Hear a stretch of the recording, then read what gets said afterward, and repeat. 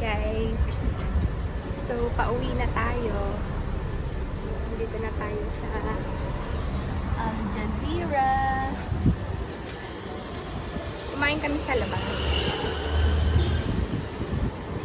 Ngayon ay sunstorm. Napakainit. Napakainit ngayon. So, nandito kami sa labas. With Angel. Hi! Busog. Nabusog kami, guys. Yan.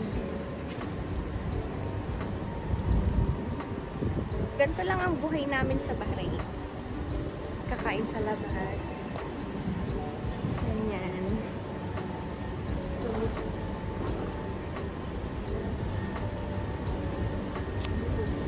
humid ngayon. Sobrang init. Pero dahil gutom kami, kailangan namin kumain. Galing kasi kaming trabaho. Medyo malayo-layo pa yung lalakarin namin kasi doon pa banda yung bahay namin. Pakalayo ng aming kinainan. Whew.